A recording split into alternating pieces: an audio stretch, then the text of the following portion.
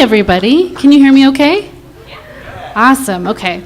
I'll try to make the introduction brief because the story is a little bit longer. So last semester in Ann Cummins' fiction workshop, we focused on autobiography.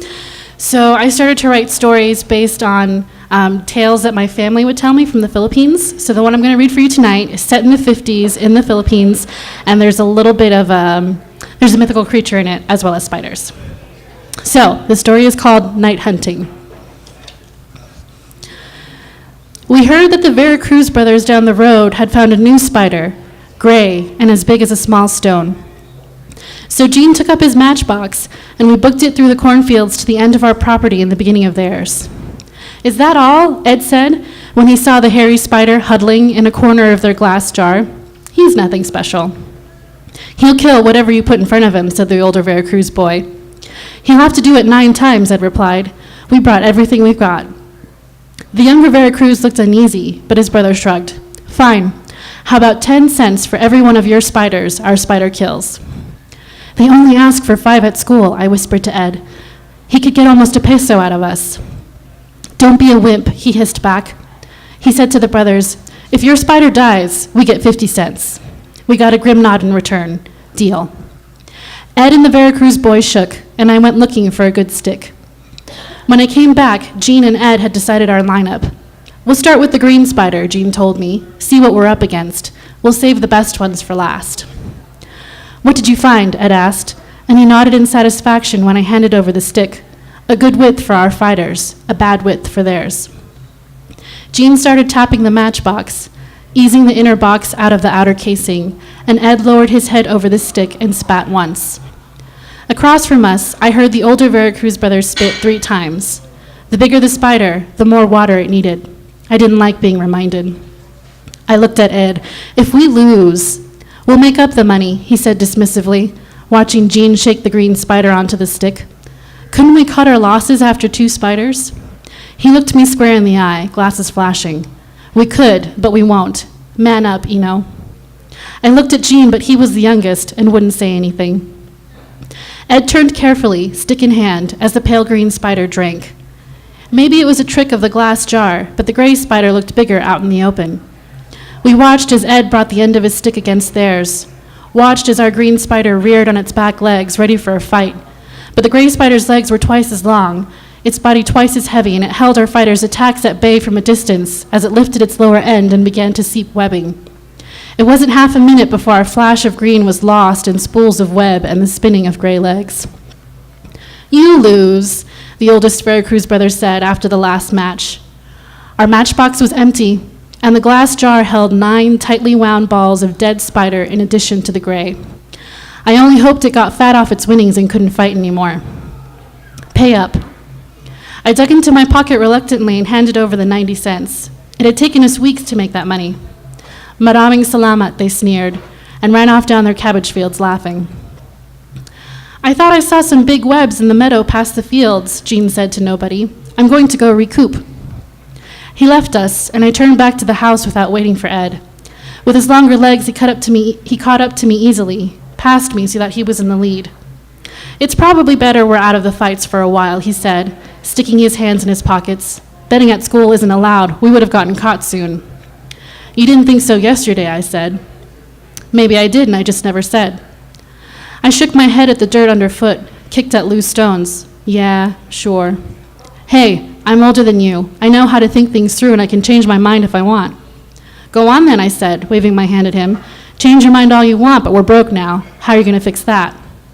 He shrugged. Get a job, maybe. You think Mom will let you? Dad might, when he comes back from Manila. I could work at one of the stations. Pumping gas? I laughed. You're too lazy for that. Besides, I'm the only one of the 2 of us that's ever done it before. He took a swipe at me and I dodged. His arms were so much longer now, I couldn't wait to be as big as him again. I can pump gas, he said, with his chin raised. Mind your manners and I might share some of the profit. Huh, was all I said. Hey, he said again, stopping me with a hand on my shoulder. Those Veracruz boys got lucky. That spider will die in 3 days, maybe 4. We know that. Then we're back in. I know what I'm doing, you know. Just trust me. I didn't, and it was probably in the look I gave him, but he was my brother. Whatever he said, I'd do. At dinner, Ed tried to bring up getting a job, but Mom just shook her head. She'd been working at the gas station office all day since Dad had been away, and was often in a bad mood when she came home. "You boys don't need to work," she said to the three of us. "Your dad and I pay for everything. I want you to focus on school." Ed looked at me for support, but I kept my eyes on my plate. We wouldn't win this fight with Mom. Better to wait for when Dad came home. "What do you need money for anyway?" she asked. He shrugged. "Maybe I want to buy comics." "Your dad pays a lot for that subscription to Popular Science. You could be grateful and read those instead." "Eno does." Ed slitted his eyes at me across the table, and I widened mine and shook my head. It wasn't though I was trying to make him look bad on purpose. I said, "I wouldn't mind a few comics, Mom, and it would be nice if we didn't have to ask you and Dad for money all the time." She subjected Ed to the eagle-eyed look we all hated. "You're going to share your money with your brothers then?" He returned her look steadily. "That's why I wanted a job in the first place." I looked over at Gene. He was watching Ed with frank admiration. I couldn't disagree. "I'll think about it," she said at last. We thought this was the end of it, but as Ed washed the dishes and I dried, Mom came into the kitchen and told us more. "Maybe a good way to get you started on some work would be to have you help with the farm more, Ed. I haven't been able to keep up on it since covering your dad at the office. The sow is going to deliver her piglets any day now. It would be a good experience for you to help her birth." This wasn't going to be a paid job, but both of us knew why she mentioned it. We had been told our chosen careers from an early age. Ed was going to be a doctor, I was going to be a lawyer, and Jean was to take over the chain of gas stations our dad owned. It made things easy, knowing what we had to work toward. The only problem was, I wanted to be the doctor. I had no idea what Ed wanted to be. "Sure, Mom," he said. "I can do that." "Good," she said with a smile before leaving the kitchen. "I hope she gives birth during the day," he muttered as he handed me a glass. "The last time one of the pigs went into labor, it was 3:30 in the morning." "Maybe she'll let you stay home from school the next day," I said. "I don't care about the sleep. I'm worried about the ashwang. It's coming on a full moon." I paused in rubbing the glass. "Ashwang?" He turned off the faucet to look at me. "Yeah, Dad told us about them, remember?" I set the glass in the cupboard. "I remember, but I didn't think they were real." "Oh, they're real," he said. "Why do you think Dad keeps a shotgun in the downstairs office?" "To keep thieves away?" He shook his head, turning the water back on. "Not thieves, ashwang. I've heard there's at least one here in Bongabon, a woman that lives in the town. They say when she comes out and walks down the street, her feet don't really touch the ground." I took a wet plate from him. "I've never heard that." "Only the adults talk about it. Don't tell Gene, he might have nightmares." I didn't answer him, and he moved on to another subject. I thought the two of us were too old to believe in stories of women who fly out during the full moon and hunt for newborn babies to eat. But now Ed said he believed it, that it was something adults talked about. Maybe he was giving me a hard time, trying to scare me. He used to do it a lot when we were younger. But this time what scared me was that he was scared too. At school the next morning, word got around quick about the Veracruz's new spider. Demonio, they called it.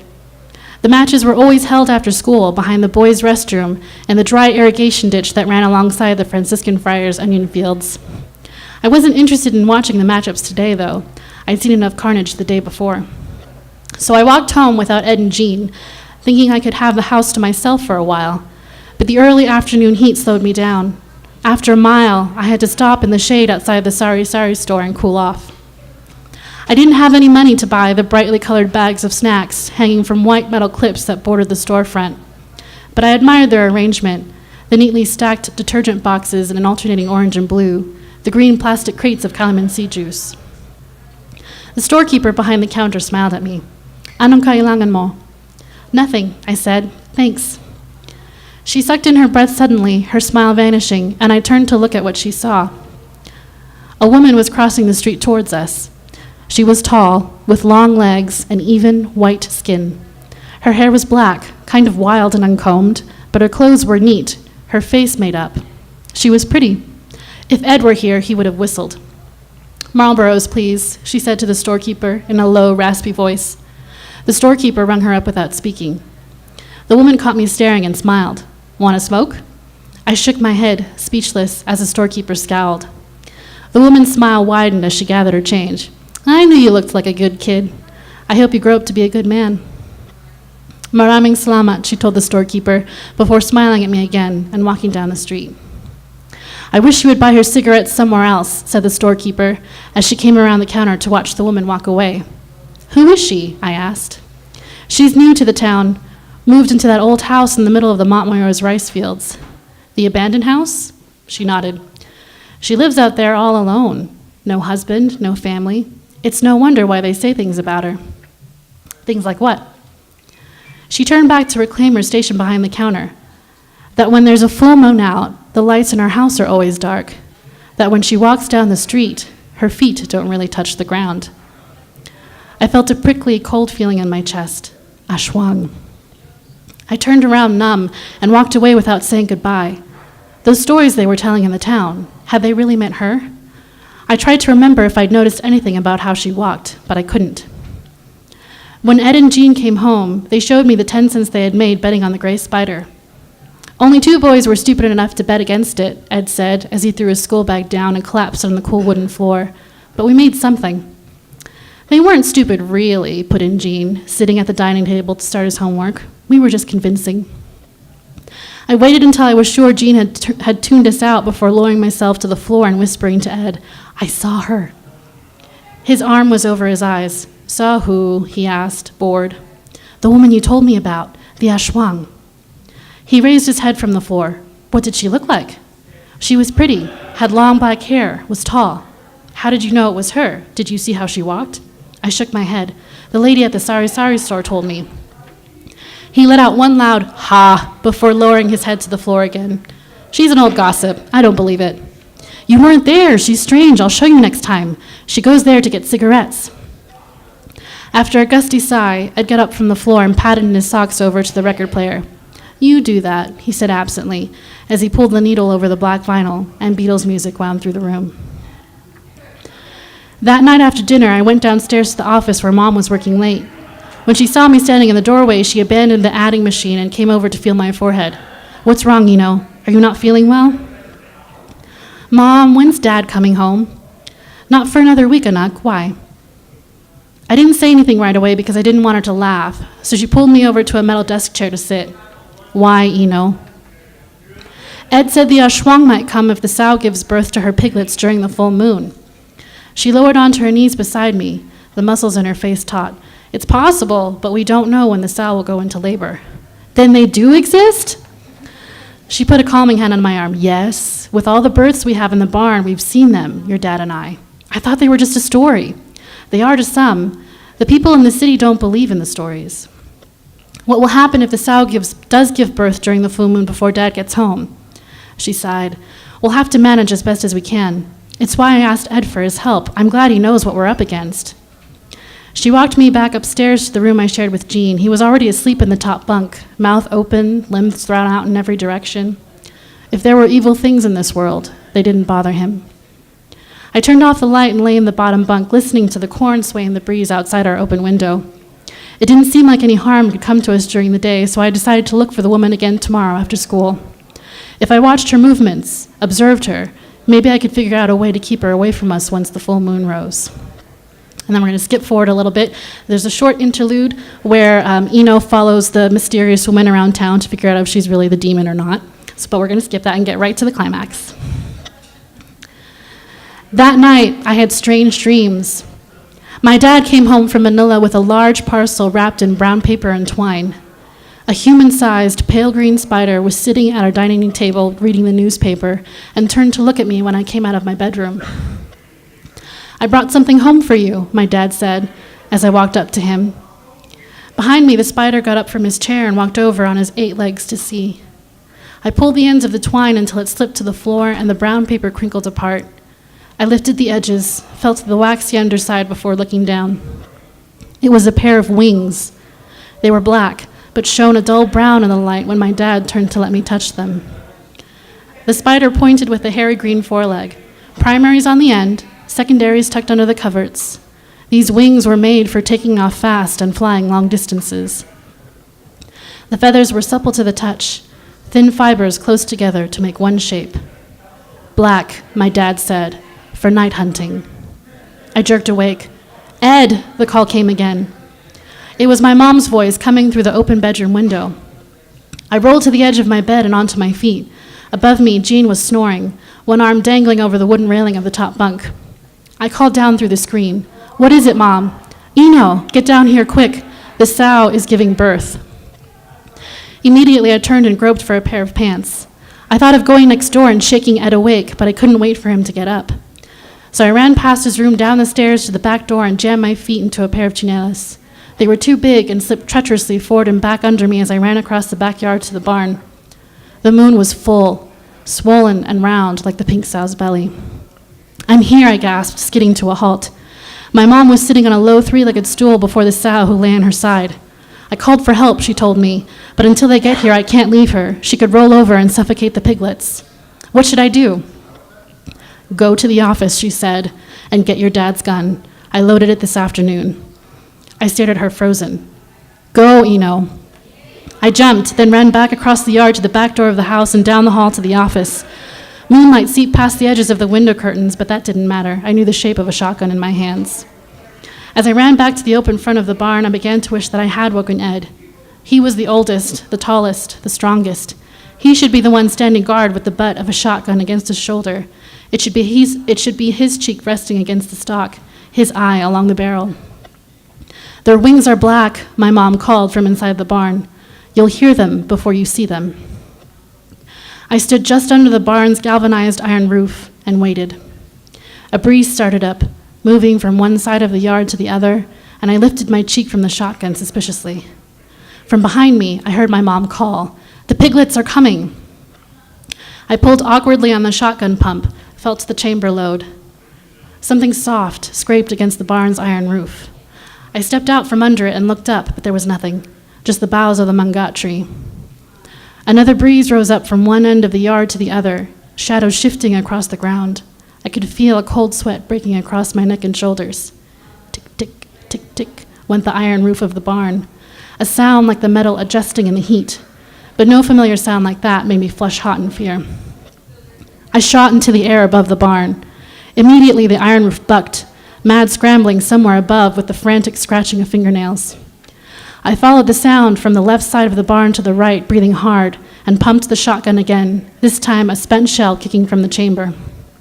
A human arm, bony and bent unnaturally at elbow and wrist, reached over the edge of the roof to descend. I thought I saw the dark shape of wings mantling above. I shot again. The arm was quickly withdrawn, and I heard a low laugh. "Mom," I called, releasing the second empty shell.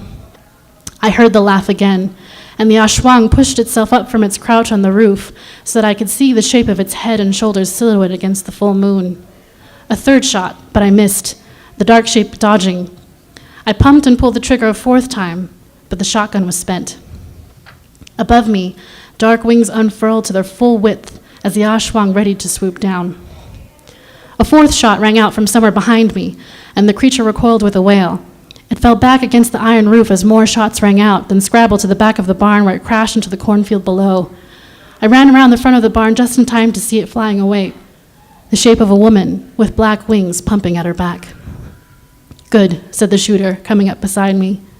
It was the pretty woman from the sari sari store. She had a rifle swung over her right shoulder. Mom came running up, then, wiping bloody hands on her rag. "Eno, are you okay?" "Yeah, Mom," I said, out of habit more than anything else. Then I laughed weakly. She turned to the woman. "Gigi, awa ng Diyos." "Your son held her off for me," she said. My mom looked at me. "I know. We're lucky." The woman shifted her rifle to her left shoulder and held out her right hand to me. "I'm Gigi. Nice to meet you." As I shook her hand, my mom said, "Gigi is the best shot in Bongabon. Your dad and Mr. Veracruz asked her to move here a few months ago to help with the pests." "I'm sorry," I said to her, "for following you today. They say things about you in the town." She shrugged. "I live alone. I shoot guns. Is it any wonder?" I glanced at my mom. I thought she was an ashwang.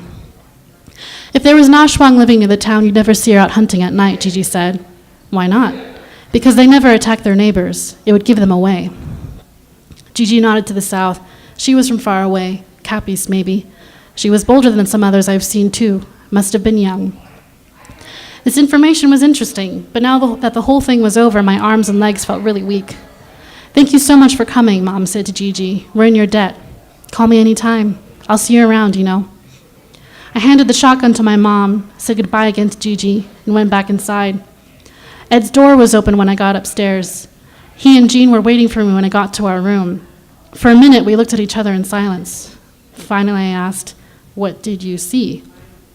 "Probably more than you," Ed said. "You were on the ground. We were up here." "You okay, Jean?" I asked. He was sitting right up against Ed on my bed. "No." I sighed. "I'm sorry."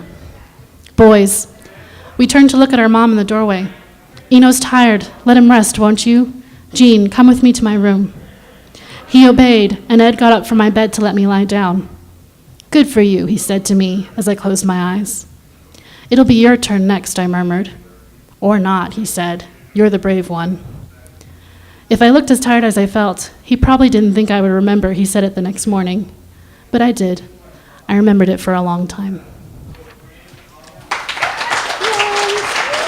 Thank you.